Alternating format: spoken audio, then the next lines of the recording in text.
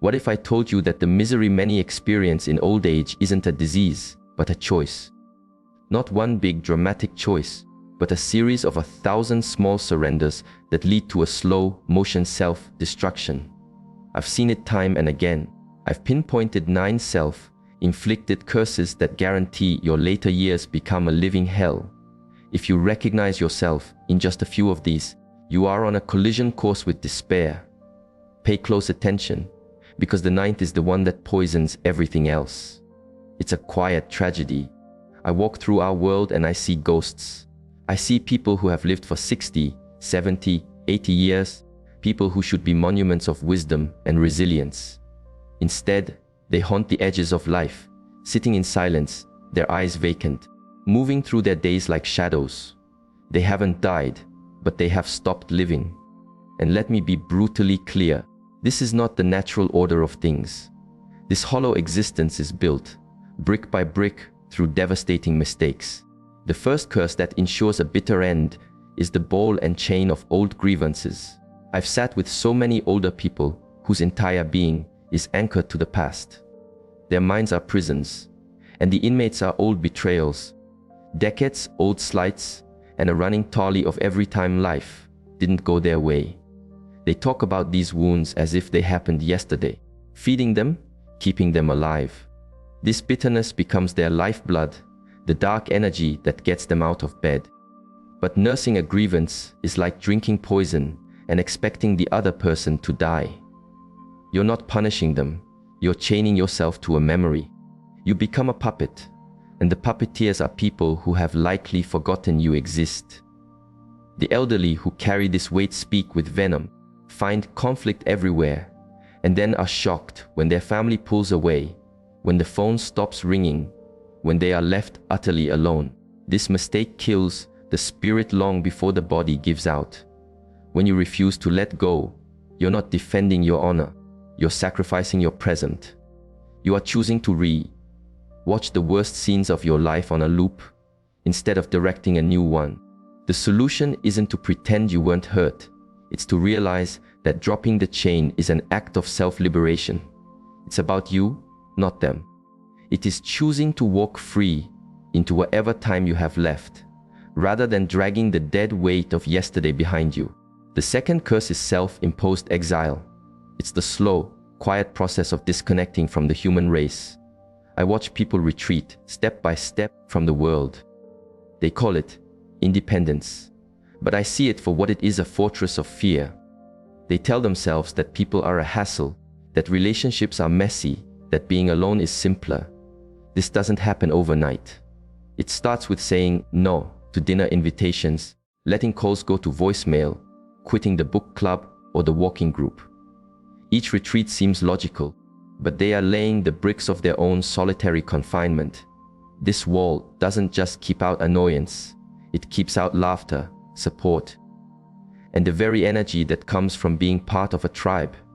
I have seen elders who haven't had a meaningful conversation in weeks, who have no one to call if they fall, no one to notice their silence, no one to ask if they're okay. They live in apartments that are museums of a life once lived, surrounded by faces in frames who are no longer there. And the tragedy is, this is often driven by a misplaced pride. They don't want to be a burden, which is just a code word for being afraid to be human, to be vulnerable, to need someone. So they choose the silent atrophy of loneliness over the risk of connection. But we are hardwired for community. The elders who flourish know this. They show up. They invest in people. They know that love isn't a bonus, it's the air the soul breathes. The third curse is letting your mind become a closed book. I meet people who, the day they retired, effectively shut down their brain. They stopped asking questions, stopped learning, and traded curiosity for the passive glow of a screen. They then wonder why they feel a creeping sense of irrelevance and mental fog. Your mind is not a storage unit, it's a garden. If you stop tending it, planting new seeds, and pulling weeds, it will become overgrown and barren. You become mentally brittle, trapped by the same thoughts you had 30 years ago, unable to understand the world or your place in it. I have watched sharp, Intelligent people fade into intellectual ghosts because they decided learning was a young person's game. They stopped reading things that challenged them, stopped having conversations that stretched them, stopped trying to understand anything new. They declared themselves too old to learn, and their minds obliged by shutting down. The most alive older people I know are eternal students. They're learning to use a tablet. They're debating politics. They're reading history. They're asking, why? They understand that an active mind isn't about staying young. It's about staying engaged with life itself. When you keep your mind open and growing, you keep your spirit alive. You have wisdom to share, not just memories to repeat. The fourth curse is surrendering your body. It's treating your physical self like an old car you've decided to let rust in the yard. I see elders who accept aches, weakness, and immobility as their destiny. They stop moving, they stop stretching, they give up the fight, and then complain that their body has betrayed them. Your body is the only vehicle you have for this entire journey. It has served you for decades, healed you, carried you. It deserves maintenance and respect, not resignation.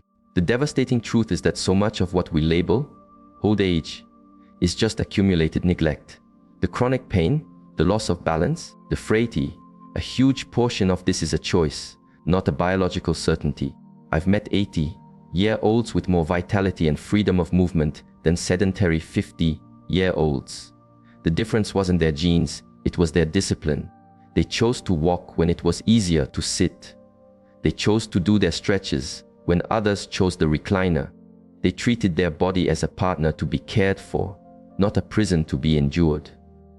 Physical health in old age isn't about looking young. It's about having the freedom to live, to play with your grandkids, to walk in nature, to be an active participant in your own life, not a spectator. The fifth curse is abandoning your purpose. It's the belief that the end of your career is the end of your contribution. I see people who spent a lifetime honing skills, gathering wisdom, and leading others, and the day they get their last paycheck, they switch it all off. They say they've earned a rest, but what they often find is the terrifying void of meaninglessness. Humans are not built to be useless.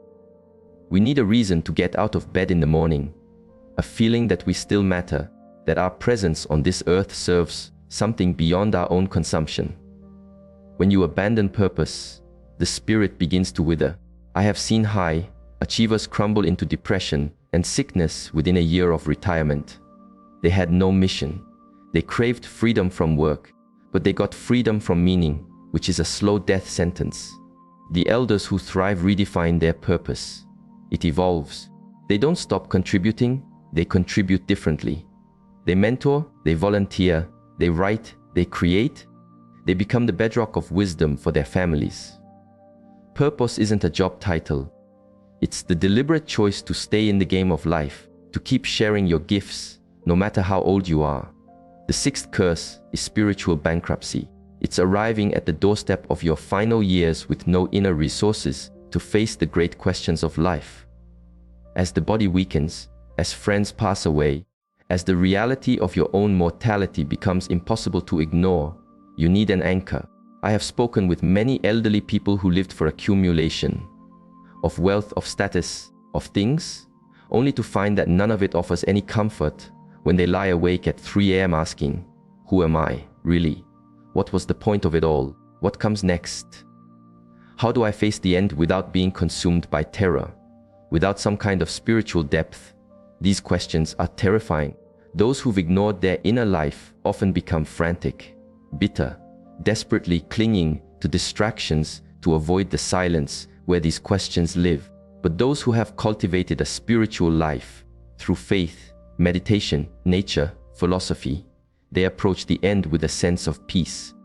They know they are more than just their body, that their life had a meaning that can't be measured, that death is a transition, not an annihilation. This isn't about religion. It's about having the inner strength to face the ultimate reality with grace instead of fear. The seventh curse is building a financial house of cards. It's the lifelong habit of financial neglect that culminates in a final chapter defined by stress, dependency, and poverty. I've met people who had solid careers but arrive at old age with nothing, because they lived for today and assumed tomorrow would take care of itself. Financial health in old age isn't about being rich. It's about dignity. It's about having the freedom to make choices, to not be a burden, to afford your medicine, to live without the constant, grinding fear of insolvency. The sad part is, planning is simple. It just requires the one thing our culture hates: discipline. For decades, people live on the edge, chasing the next purchase, telling themselves that saving is for later. But later arrives, and it is unforgiving. The stress of being poor when you are old and vulnerable is a poison that seeps into everything: your health, your relationships, your peace of mind. The elders who navigate their later years with calm almost universally did one thing right. They lived within their means and planned for this day. They understood that while money doesn't buy happiness, a lack of it guarantees misery. Final revelation. The eighth curse is to see death as the enemy. Our culture is obsessed with fighting death, denying it, pretending it won't happen. We see acknowledging mortality as giving up. This creates a culture of fear. I've been with many at the end of their lives, and the greatest suffering is never physical. It's the spiritual terror of the unprepared. They spent a lifetime running from the thought of death, so when it's finally at the door, they have nothing to greet it with but panic and regret. But the ninth and most devastating curse of all, the one that guarantees a miserable old age, is the refusal to accept that aging isn't about becoming a lesser version of yourself. It is about becoming the most complete version of yourself. It is the final act of your masterpiece. It is the chance to finally embody all you have become. When you rage against aging, when you desperately try to cling to youth, when you see your wrinkles as a defeat instead of a testament to your journey, you reject the single greatest gift of a long life: wisdom. The elders who take our breath away are not the ones who look the most youthful. They are the ones who are magnificently old. They wear their years like a badge of honor. They have turned pain into compassion, experience into insight, and their very presence into a gift. They are not less, they are more.